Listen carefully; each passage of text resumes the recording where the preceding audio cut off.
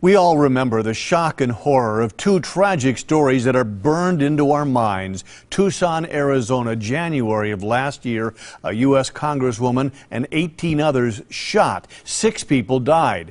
And Virginia Tech University, April 2007, a shooting left 33 people dead, 25 wounded. Now, those incidents left people searching for answers. So a team from the Milwaukee Journal Sentinel set out on a quest to answer a seemingly simple question. Why is it so hard to get help for those with mental illness, people who are a danger to themselves or others? The results of that quest are detailed in a series of stories and videos called Imminent Danger, including this documentary that we share with you today. Just minutes after firing 2 fatal shots at the Virginia Tech dormitory on Monday, Cho Sung-wi returned to his own dorm room and made the final preparations to mail what appears to be a video confession. When the time came, I did it. I had to.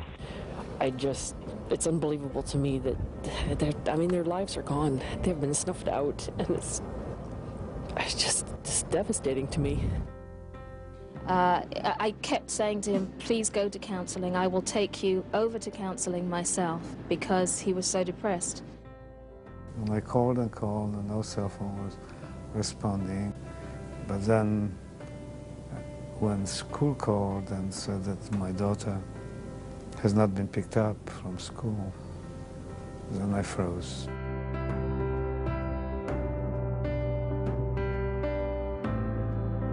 Oh, 911, there was a shooting at Gateway where Gabrielle Goodford was. And I do believe Gabrielle Goodford was hit. I was shot in the leg, actually in the inner thigh, and the other bullet went in my face. It missed the carotid artery by about 2 millimeters. Otherwise, I'd have been a goner, that's for sure.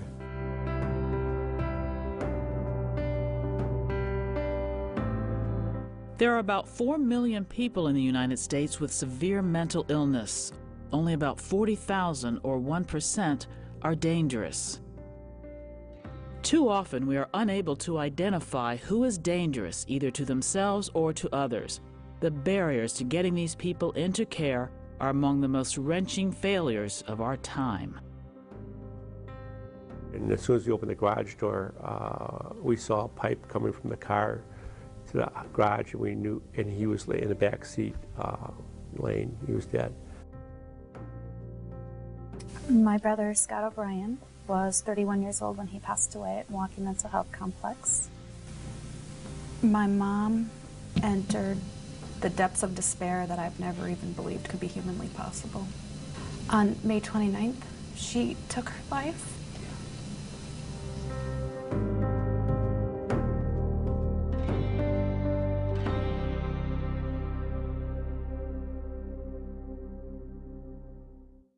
Why didn't people around Song-Wi Cho or Jared Loughner do more to make sure they got care and that others around them were safe? Why couldn't Bob Graff or Christy Polk get help for their relatives before tragedy struck? The answer lies in a 40-year-old federal lawsuit by a teacher in West Allis, Wisconsin. She fought against being committed to a mental institution. Alberta Lessard is 91 years old and still lives in West Allis. Over the past 50 years, she's been arrested more than 50 times and taken to the Milwaukee County Mental Health Complex. Doctors there have declared her to be mentally ill, suffering from paranoid delusions. Lessard was an elementary school teacher for more than 30 years. She also taught at Marquette University, training teachers as reading specialists. I had a boy who I now think it would have been like an autistic. He could talk, but nobody at the school thought he could because he never talked once at school. They passed him on to my room, and so I was almost a whole year fighting with that kid to get him to talk. I didn't think I was going to make it, but right toward the end, he talked like everything. He could read, he could write, he could do everything.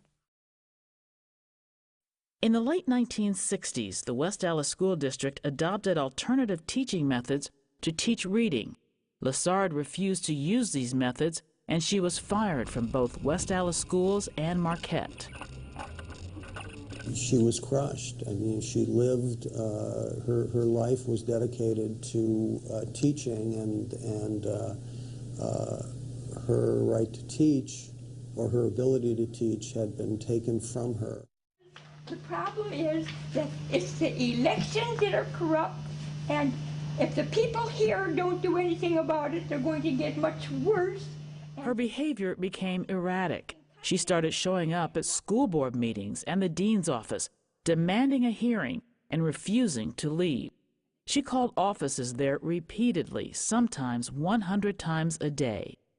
She began hearing voices. She believed that goons trained by Richard Nixon were coming after her. In a panic on the afternoon of October 29, 1971, Lessard scrambled out the window of her second-story apartment and dangled from the windowsill. Police came and arrested her. She was committed to the mental health complex. The West Allis police felt that this was very bizarre conduct. They didn't know how to deal with Alberta, so they said that that conduct was constituted an attempt to commit suicide, and on that basis they took her to the mental health center, and she was committed. She asked me to come out and see her, and so I did. I remember it was a November day. I thought there were bats coming out of the place, and it was shocking. When I got inside, it was even more shocking. It was essentially, it was a jail. It wasn't a treatment facility. She very badly wanted to go home and was being held against her will. So I went back to my office and I read the law, and I couldn't really believe it. People could be committed indefinitely upon the signatures of 3 persons with no right to a hearing, no right. So if there's no right to a hearing, of course there's no right to a lawyer, there's no right to cross-examine, there's no right to do anything. A few weeks later, Blondis and his associate Tom Dixon filed a lawsuit in federal court, not only asking for Lessard's release, but for the release of all who had been committed without benefit of a trial or the representation of a lawyer. They challenged Wisconsin's commitment law as unconstitutional. The old system, based on English common law, treated those with severe mental illness as children, and the state as the parent. Alberta Lessard was held at the mental institution for a long time before a hearing. I believe that was the basis of her case, and she certainly deserved to win it. I mean, I think that case changed the standard for the whole country for mental commitments. In October 1972, the federal court ruled the procedure for committing people like Lessard was unconstitutional. It was a landmark decision that fundamentally changed mental health treatment and care in the United States. Unless those with mental illness were found to be in imminent danger to themselves or others beyond a reasonable doubt, they could not be forced to get treatment, even by family members. Why can't you just put my loved one in the hospital? Right. He's sick. He's not thinking well. Put him in the hospital. And I have to explain, well, that's not how it is right now. People have rights, and we need to respect those rights. First of all, the people who they say are being committed have to have hearings. They have to be heard. They need due process, and they need an attorney, or they need to be able to represent themselves. She is kind of a poster child for the failure of the whole system. And I think whatever we can do to publicize that this is the outcome of a law which was passed in 1972, which has led to tragedy. And in a sense, she represents that. Who is dangerous? The question of where to draw the line between public safety and personal liberty has been left to police and judges, not families and doctors. And police typically don't consider a person dangerous unless they are committing a threatening act or have already behaved violently. E. Fuller Torrey of the Treatment Advocacy Center blames the Lessard decision for tragedies like those at Virginia Tech and Tucson. After the Lessard decision, people who were ill but not obviously dangerous were released from institutions but not necessarily given adequate care in the community. The people who came out in the first 10, 15 years were those who were the most functional. Many of them went to the nursing homes on it. They weren't on the streets generally. As you move down the chain, you get sicker and sicker people that you're locking out of the hospital. So the people that you're now locking out of the hospital, every time you close beds in the Milwaukee Asylum or in Madison or wherever, you are locking out sicker and sicker people. And therefore you're ending up with more Loeffners and the other people who are inevitably going to commit acts. The problem with E. Fuller Torrey's approach is that it is so based on civil commitment, which by definition is an adversary model, that it never allows for a therapeutic alliance between the individual and the mental health professionals. Civil libertarians like Thomas Zander argue that any kind of involuntary commitment denies a mental patient his or her rights. It's always adversarial because the individual always knows that if he or she does not cooperate, that the mental health professional will turn into a police officer. So you always have this lack of trust between the treating professional and the individual. That's the E. Fuller Torrey approach, and it doesn't work. Torrey's organization was founded in 1998 to call attention to the acts of violence committed by and against people with mental illness. Clearly there was no one else, and still is nobody else, who is pushing on this end of it. And I've actually been very pleased with how much we've been able to do, even though it's still a drop in the bucket compared to what has to be done, of simply providing a pushback on the whole civil liberties argument that everyone should be able to walk around and be psychotic if they want to. I'm saying everybody hates me from both sides. Those who want people committed and those who don't want people committed. They both hate me because they cannot get their way on what they want concerning mental commitment. Do you have any ferns? Affirmative. Lawn ornaments. Gnomes, elves, pixies, and trolls. Yard lights. Low voltage, solar, and disco. Birdseed. We have a birdseed buffet. Do you have rakes? Most impressive. Thanks. I work at Stein's. It's my job.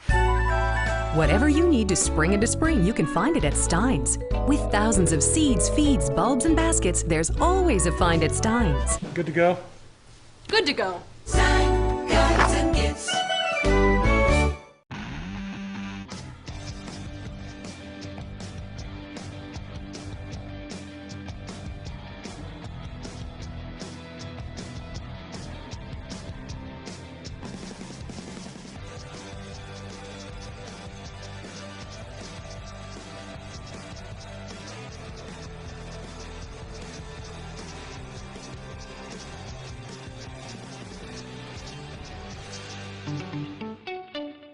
Wouldn't you like to lease a new Honda for $5 or $6 per day? Now you can at Rust Arrow Honda. Brand new Rust Arrow Honda 2012 Civic LXs lease for only $5 per day. $5! 39 miles per gallon. Brand new Rust Arrow 2012 Honda Accord LXs lease for only $6 per day. $6! Zero down payment, zero security deposit, 0% for 60 months. Rust Arrow Honda, Brown Deer Road at 91st Street. RustArrow.com.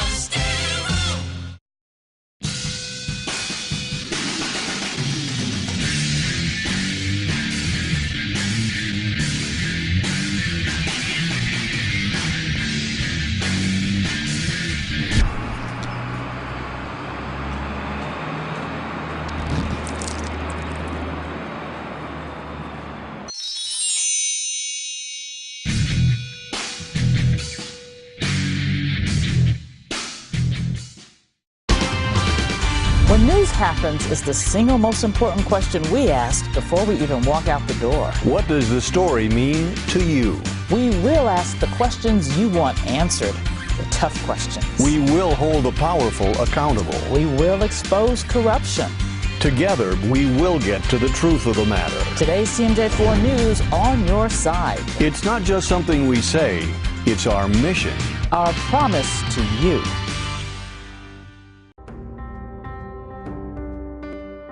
Yeah, I know. I forget your age. Yes. You've been around so long. And Gonna take me for granted. The debate plays out in families every day. Pat and John Spurl give a human face to the dilemma of how to deal with people with mental illness who may get in harm's way. John has suffered from schizophrenia for over 40 years. His mother, Pat, is frustrated that he hasn't been committed to an institution that can care for him, while John believes he should be free to make his own decisions. One thing I wanted to say was we were looking for help for John when he was 8 years old. I mean, we knew by then, but so John was just born a little bit too early for awareness or public awareness of serious mental illness, and they certainly didn't recognize it in children. I think he was depressed when he was young. my mental illness, if it is mental illness, stems from my own problems. It's not just black and white. I mean, I hear voices, yes, and I don't like the voices I hear. I don't have to deal with it, but I do. We have to have facilities that a family can take a mentally, if they're terrified, they're locking their bedroom door or hoping someone won't, their child won't kill them. They see this behavior that's so scary. They have to have a place to go, an emergency psychiatric place. They need a place then to commit them. He had a probation officer, and I remember the probation officer committed him to the Child and Adolescent Treatment Center. And then I had to be somewhere where I didn't want to be, and it was a horrible place. They locked you up at first, and there was all this food rubbed in these thick screens, and ugly painting on the walls. The paint on the walls looked filthy, it looked ugly. And they had these little rooms, and I didn't have any possessions, and it's just like lifeless I was. A living hell. I would also say, everybody should have their legal rights, but you are here terrified of the behavior of an adult child, and then they give him a lawyer who tells him what to do to get out of treatment within X number of hours, and you are in an adversarial position with your adult child. Who cares about him more than you do? I just kind of back away because I can't help my own son. I feel like I can't even help anybody else, you know. John, did you say people can refuse their medicine if they go in? Yeah, they have a right to refuse it. Do you think that's good if they need medicine? I don't think anybody should be forced to do something against their own will, but I think they should be given a clear, definitive, to describe to these people what the medicine will help them with, and tell them what it's good for and how it would help them. Yeah, what if their brain doesn't work right? That's why they're in the hospital. Because they have a brain disorder. It doesn't, you can't take free will from a person. I mean, you can't force them to do something against their own will. And, even if they are sick and maybe they're happy in their sickness, you never know, because maybe sometimes sickness is more fun than it is dangerous. We're going to have to address all of these things, and maybe what they call their rights might have to be taken. I just think the professionals in the mental health community also have to be honest about the percentage that are not recovering. And otherwise, I think it's deceptive and and not really, as I say, it's not honest to pretend that people like John and I aren't here, our community, I know hundreds of people like myself. So it's nice to talk sweet talk about recovery, and I know many people can recover quite well, but it isn't everybody, and I wish the community would remember that. Wake up, you gotta shower the sun, and here it comes, it's time to make the best of what you got to give. Good morning, welcome to Live at Daybreak. It's all about today, you better get ready. It's all about today. It's all about your day. It's all about today's forecast. Live at Daybreak. We're here to get your today started right. It's all about today, and I wanna be there. Start your today with Live at Daybreak. It's time. It's time to get ready. Time to put on your favorite outfit, put on your favorite shoes, and show everyone you mean business. It's time to see Elle Woods in Legally Blonde at the Fireside Theater May 10th through July 1st. With great music, dancing, and lots of laughs, Legally Blonde is the tale of a young woman who defied stereotypes and rewrote the rules. Legally Blonde, because you can't always judge a book by its cover. The Fireside Theater, more than you'd ever expect. Dare to compare selection, compare prices, then visit Heiser Chevrolet's grand opening event for the lowest price anywhere, period. We're talking low with a brand new 2012 Chevrolet Cruze from only $159 a month. Heiser Chevrolet is Milwaukee's most centrally located dealership. Get the absolute best price on the vehicle you really like. Dave Drake and Pete, for all these years we've been here for you. Dave Drake and for heating and cooling 24/7. You know we're gonna come through. Dave Drake and Pete, your comfort is our family's tradition. Dave Drake and Pete. Hi, I'm David Gruber. And I'm Aaron Rodgers. Wisconsin is home to many great traditions that we are very proud of. Our great sports teams, great festivals, beer, brats, cheese, and of course, hardworking and friendly people. Unfortunately, Wisconsin has the highest drunk driving rate in the United States, which can lead to deaths and injuries that can be avoided. Please make good decisions. And don't get behind the wheel if you've had too much to drink. Let's help keep Wisconsin safe.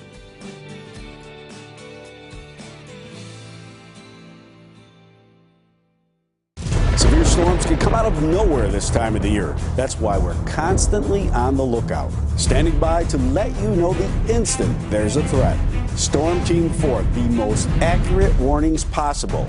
It's our promise to you. Despite scientific advances in other areas of medicine, we have not gotten better at predicting who is or might become dangerous. No one, including mental health professionals, have a crystal ball. We can't know who is going to be ultimately dangerous.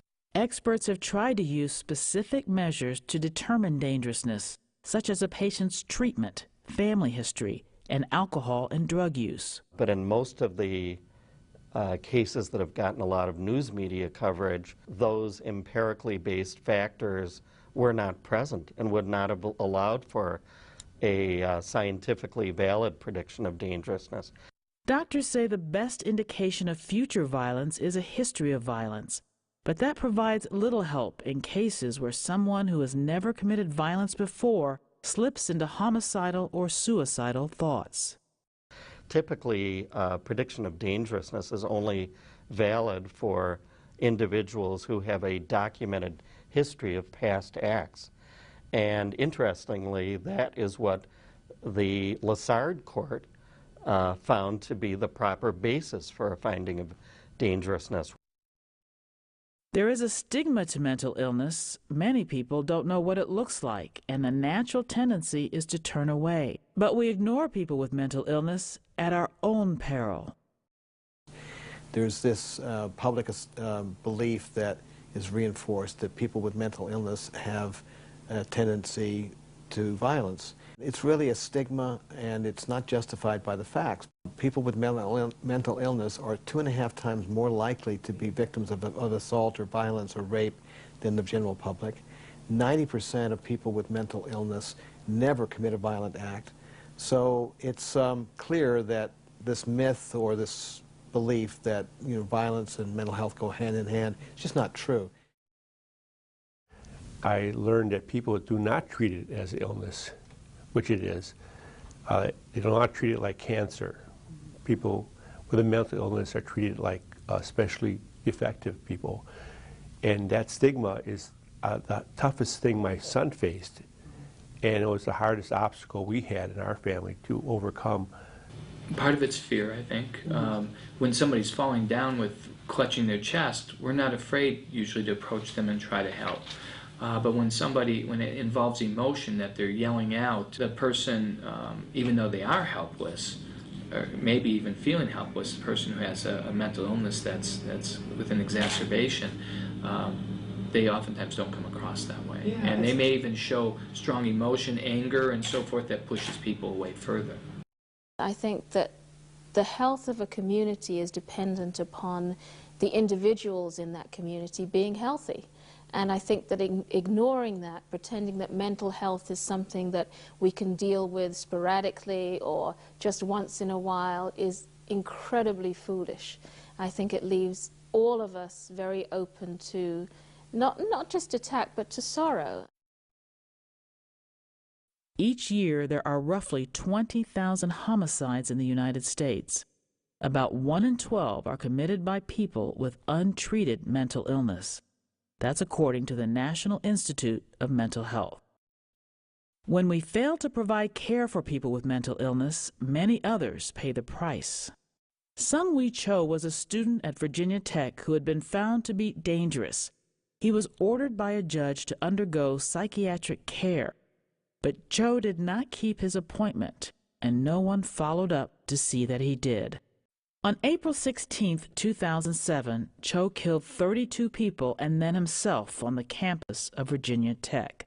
One of those killed that day was Jocelyn Couture Nowak, whose husband Jersey is a professor at the school. And sir, I am here with our youngest daughter, and she was 12 when her mother was killed. And she was the only child who lost her mother.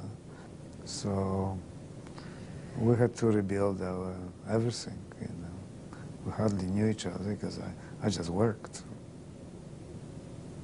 In 2008, the classrooms where the shootings occurred were converted to the Center for Peace Studies and Violence Prevention. Jersey Nowak became founding director.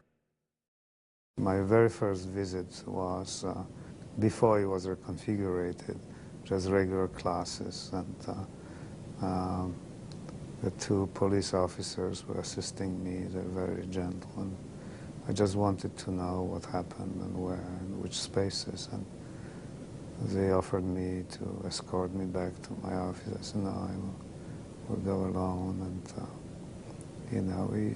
it's just, I feel like I was walking on the moon. It was so important also for the victims and for the families and for the community that it's someone who was directly affected was here. What could have prevented this? Lucinda Roy was Cho's academic advisor. She desperately tried to get him help, but university policies discouraged her from doing so. Very often what students want more than anything, and that was what Sung-Wee Cho wanted to some extent, was someone to sit and actually listen to him. That's not to say that that was enough. Clearly it wasn't. He also was in desperate need of help.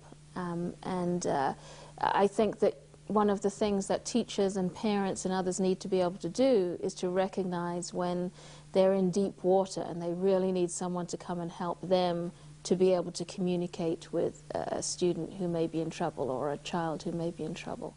Don't miss Packer Fans from Outer Space, a down-to-earth musical comedy about an ultimate Packer fan and his Chicago Bear-loving wife. June 7th through July 22nd in Vogel Hall at the Marcus Center. At Cannon & Dunphy, we're proud of the results we get for our clients.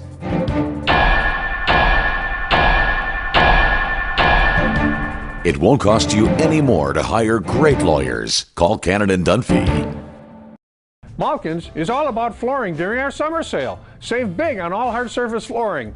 Products like hardwood, laminate, vinyl, and ceramic tile. Malkin's carpets and hard surface flooring, creating raving fans every day. Our dad, Eric Hovde, is running for the U.S. Senate. So my sister and I decided to make an ad for him. So here it goes. In the Senate, they vote for a lot of debt. Wait, Dad's not going to do that.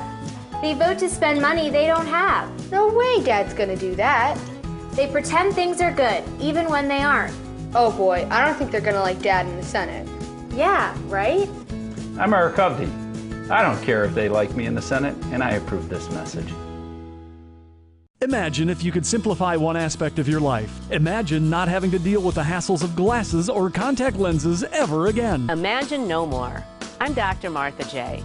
At Lakeshore Eye Care Professionals, we can simplify your life in less than 20 minutes with eye LASIK. This amazing blade-free procedure is safe, quick, and precise. Join the thousands taking advantage of the technology and expertise at Lakeshore Eye Care Professionals. Set up your personalized screening exam to see if eye LASIK is an option for you. Learn more at lakeshorevision.com. Are you tired of ugly toenail fungus? It's not only embarrassing, but it can be contagious. There is help. Milwaukee Foot Specialists has a safe, effective, and non-surgical solution for you. Using a simple laser treatment, they can go directly to the infection and eliminate the fungus completely. No surgery, no side effects, and no downtime. And all done in just 2 office visits. You can have healthy, normal-looking nails again. Call Milwaukee Foot Specialists today or learn more at milwaukeefoot.com.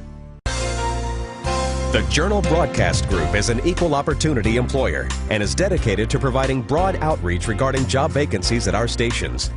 We seek the help of local organizations in referring qualified applicants to our stations. Organizations that wish to receive our vacancy information are encouraged to contact our Human Resources Department by email at humanresources@journalbroadcastgroup.com or by calling 414-332-9611. Classmates knew something was wrong with Jared Loeffner. He blurted out obscenities in class and went on long, rambling discourses about the country's flawed currency system. In October 2010, Loeffner was suspended from Pima County Community College until he could provide proof that he was getting mental health counseling. On the morning of January 8, 2011, Loeffner arrived at the Safeway Mall in Tucson, where Congresswoman Gabrielle Giffords was hosting a Congress on Your Corner forum. The corner of my eye, I saw some guy come running in, and he instantly started shooting. He shot Gabby, he shot Ron, he shot Judge Roll, he shot, and then he started just, he turned and was firing out this way at, he was just waving his gun around, firing. He shot Gabe, killed Gabe instantly. Very near me. And I saw Gabby get shot in the head. Then he ran, trying to get away towards Walgreens, and just shot people who were standing and sitting against the wall. There was shouting. I don't remember a lot of screaming. It was all over in somewhere between 20 and 30 seconds. Ron Barber was standing next to Giffords when the shooting began.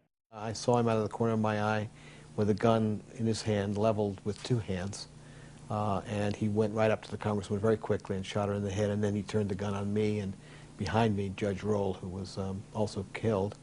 And then Gabe Zimmerman, our colleague who died right beside me. He fell beside me.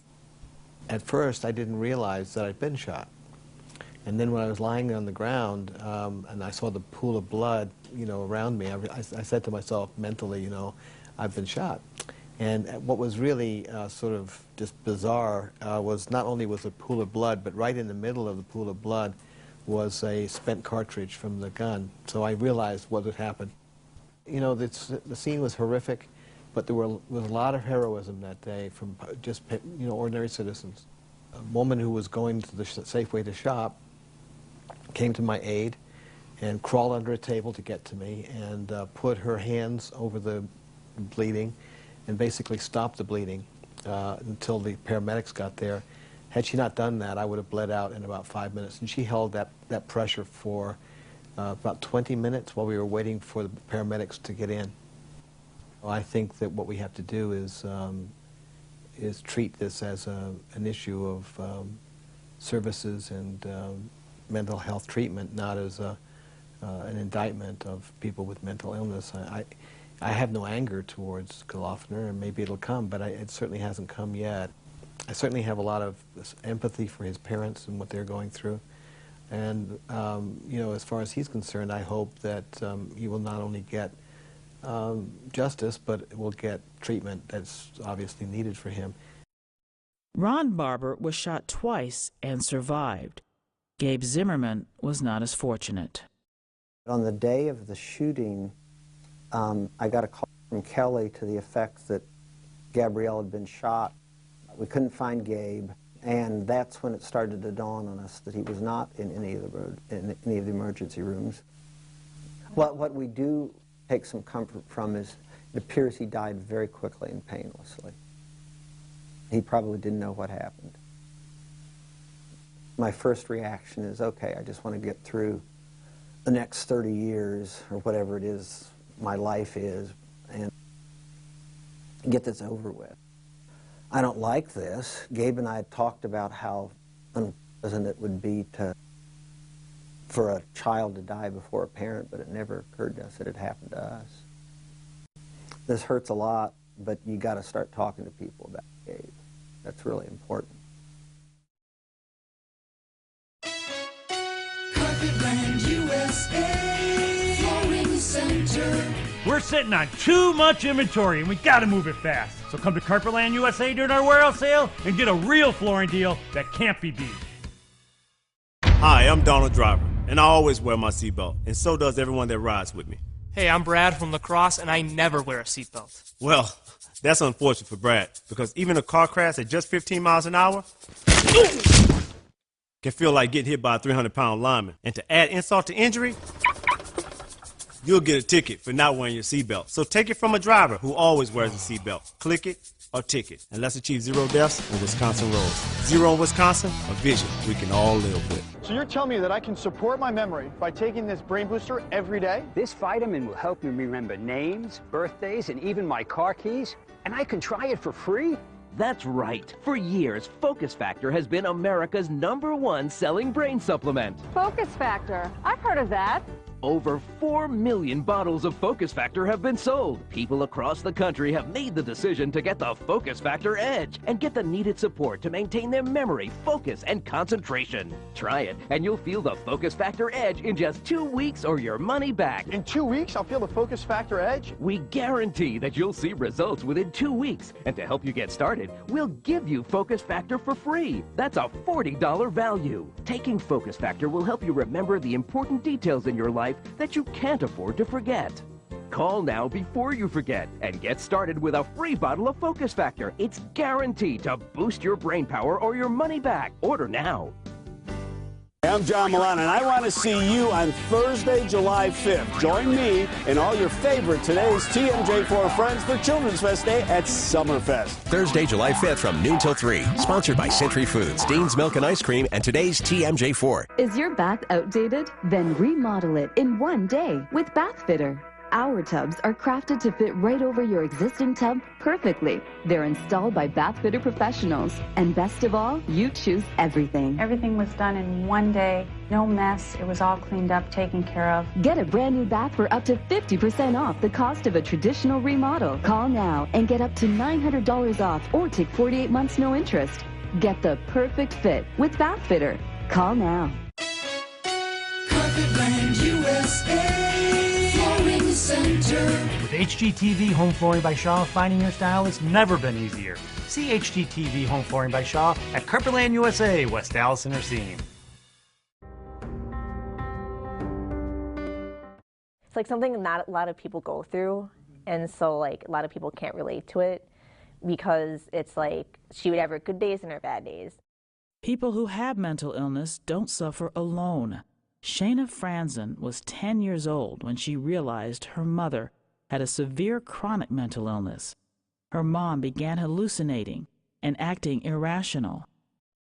Like, for instance, she would say that our neighbors downstairs were burning people and we had to get out of there. And she then drove me to a hotel and we stayed there for a couple hours while she kind of just sat there and like talked to herself and then came back home. I didn't really understand exactly what was going on, so I didn't really like know who to talk to, except for her therapist that she would go see, and he would try and talk to me about it, but I didn't really understand what was going on. When I was older and realized more what was going on, I would have to do things like make sure that while she was in the hospital that the rent was getting paid. There would be times where I would wish that I was like living with someone else, like that was like more of like a mom, but like at the same time I would just deal with it, I guess. So I've suffered a lot because I've had to grow up really fast, and I've been through a lot in 3 years, and a lot of people have been in their life. I've had to go through a lot of things, from like, you know, paying the rent to having to get rid of almost everything in our house to having to find a temporary home for my cats and like all this other stuff. I've had to like do a lot just during high school that most people never can imagine going through. Of the 35,600 Americans who kill themselves each year, about 6,000 had untreated mental illness. Bob Graff tried for years to keep his son Peter safe, urging him to take his medication. Well, my journey into this area, this sickness, mental health began when my son got sick in college. And I treated it just like everybody else in the beginning is, you know, he was taking drugs or alcohol. You know, I didn't understand even anything about it. When you're depressed, you just want to go into a nothing land, you know. And so he was so sad. I mean, it was so hard for him to do things, to move and do things. And it just became, you know, less and less social, more and more isolated, even from us. He tried a little bit to get out of it. His big idea was if he could leave the city. After he died, and we called our pastor over at the house, and he came over and he knew a little bit of the story, and he said, well, Peter made it to Chicago, because that was his way out of the pain and suffering that he had. For years, Christy Polk's family tried to get her brother Scott O'Brien help. Still, he committed suicide.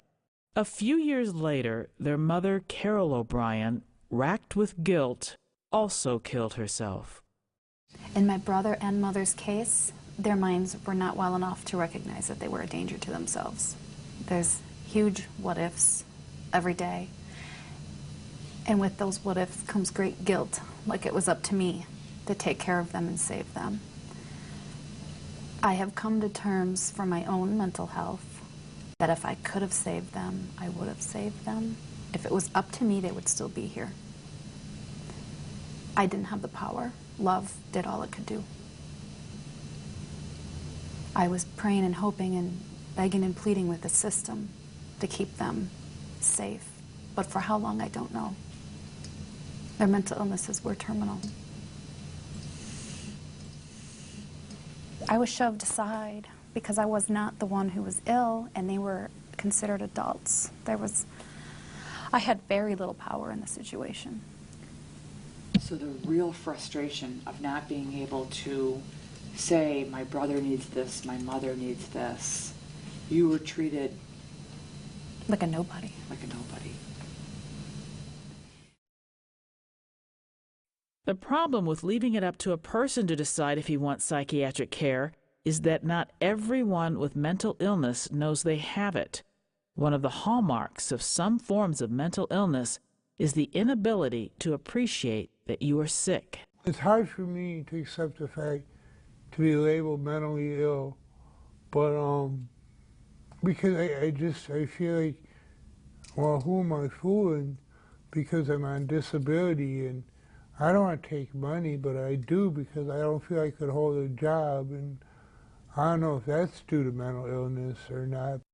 Each time I would get out there, then I would be released because I'm not mentally ill and because I can write such high scores, on tests. I had a perfect score, which they said would put me in the category of a genius. Now, I'm not saying that I am. They're saying this because I never thought I was. You get it? I still don't. Catch America's track stars. Sonia Richards wins it for the U.S. Race for a spot on Team USA. Jones in command. The U.S. Olympic Trials, live all week in prime time, continues tonight, 8 Eastern on NBC. This fall, Matthew Perry returns to NBC. Welcome. With the support of a very special group. Why do I feel like your life involves wearing a suit of other people's skin? Whoa. Go on. Tuesdays this fall, here on NBC. Let the Milwaukee Art Museum transport you to Paris this summer with its new exhibition, Posters of Paris, Toulouse-Lautrec and his contemporaries. Now through September 9th at the Milwaukee Art Museum. More information at mam.org. It's a new fashion season, and we couldn't be more excited at Faye's. Linda keeps the merchandise rolling in from all corners of the earth. Katie makes sure her customer finds the right pair of jeans no matter what it takes. And Lisa, she loves to help update a look. This season's bohemian isn't really all that hard to understand. Jen is busy making sure everything is beautifully displayed. And Michelle, she keeps us all in line. So for 20 years, there's been a whole lot happening at Faye's, and this season looks to be the best yet. Come share the excitement. Faye's at Brookfield and Mequon. If you're ready to get more from your TV service, now's a great time to get AT&T Uverse TV. Make the switch. Call now to get AT&T Uverse TV for only $29 a month for 6 months with a total home DVR included. Plus, add HBO and Cinemax and get the first 3 months free. With Uverse TV, you can record 4 shows at once with a total home DVR that lets you play back, pause, or rewind your shows from any room. Get over 170 HD channels. That's more than cable. Call now to get AT&T Uverse TV for only $29 a month for 6 months with a total home DVR included. Plus, add HBO and Cinemax and get the first 3 months free. And now, exclusively from AT&T, our wireless receiver lets you move your TV where you want around the house, even outside, so you're no longer tied to the TV outlet. AT&T Uverse, TV like you've never seen before. So what is the Morning Blend? It's a blend of everything that's happening in our city. Yeah, if it's going on in southeastern Wisconsin, you're going to see it on the Morning Blend. What's hot, what's good, what's new, you find it all out on the Morning Blend. The Morning Blend, weekdays at 9 on today's TMJ4. Let the Milwaukee Art Museum transport you to Paris this summer with its new exhibition, Posters of Paris, Toulouse-Lautrec and his contemporaries. Now through September 9th at the Milwaukee Art Museum. More information at mam.org. The National Institute of Mental Health estimates there are 3.6 million Americans today over the age of 18 with severe mental illness that is not being treated. Of those, 200,000 are homeless and 319,000 are in jails or prisons. I think many times the mentally ill in our jails is such a failure of the public mental health system and a failure of society. We Americans get upset about political prisoners. We have a system that promotes that very thing here in the United States. It's worse than being a political prisoner because you're being jailed for an illness. Only 12% of those with diagnosable psychiatric disorders receive minimally adequate treatment. The good news is it's all fixable. We don't need a huge amount of intensive research to know how to have an impact on the out-of-control failures of mental health. There are a myriad of options ranging from least to most restrictive. Among the least restrictive is crisis intervention training, also known as CIT. The point of CIT training is to help police officers and respondents deal with mental health crises in the most compassionate manner possible. It often means de-escalating the situation where someone is really agitated. It means trying to get them, to divert them from jail and divert them from the hospital even, to use other community resources. The first crisis intervention training we did, almost every cop in the place was made to go. They didn't want to be there. Yeah, I'm a cop. Yeah, I'm not a social worker, and I don't believe in hug-a-thug programs anyway. By the end of the week, they were all loving it.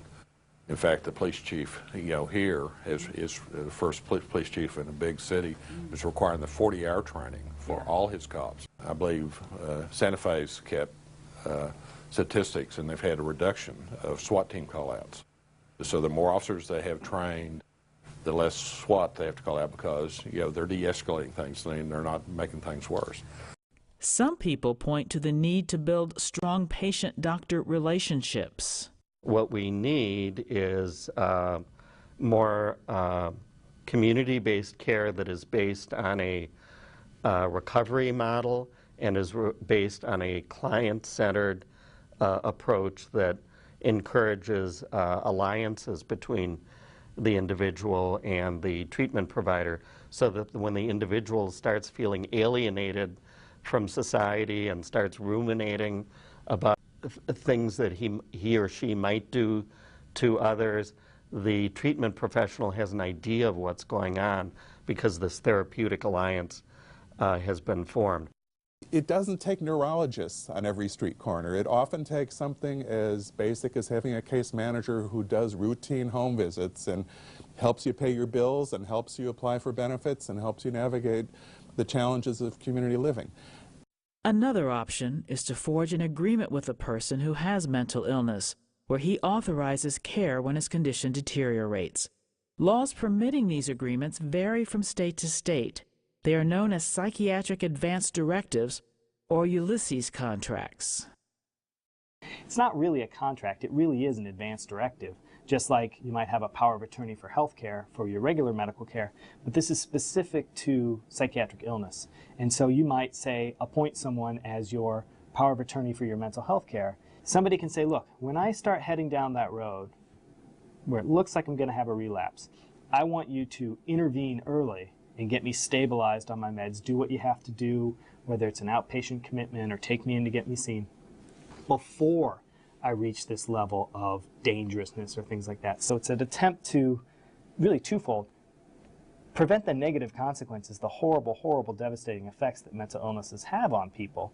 And two, it really, going back to the notion of liberty, it's respecting the liberty of people with mental illnesses. In cases where the patients need more supervision, there is the choice of outpatient commitment.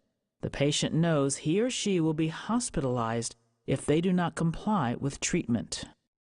Virtually every study that's been done on outpatient commitment shows that it works. And the data, we got more studies coming, but the data is quite clear. The outpatient commitment has clearly shown a marked decrease in hospitalization. It has shown a decrease in homelessness. It's shown a decrease in violence. It's shown a marked decrease in jailings on it. Others point out that some patients are so sick, hospitalization is the only effective option.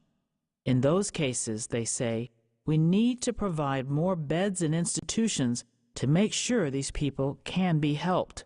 The number of beds dropped dramatically in the wake of the Lessard case.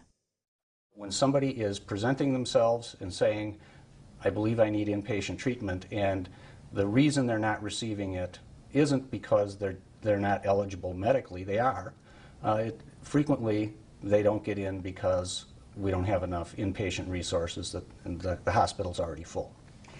Tragedies like those at Virginia Tech and Tucson lend an urgency to the need to get help for the sickest and most dangerous.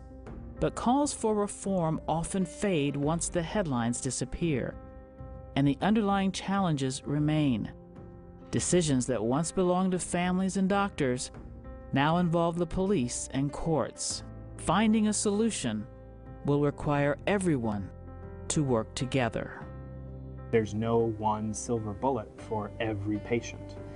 Outpatient civil commitment might work for some patients. Psychiatric advance directives might work for others. And there are still some patients who require inpatient treatment. Some may have such severe psychosis that they might never be released.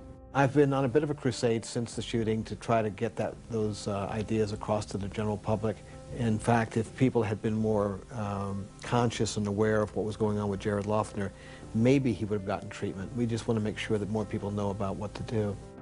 What really has to occur is sort of the political will to stand back, and whether you do it for human reasons because it's the moral thing to do, or whether you do it for fiscal reasons because it's a waste of money, the important thing is that we do it.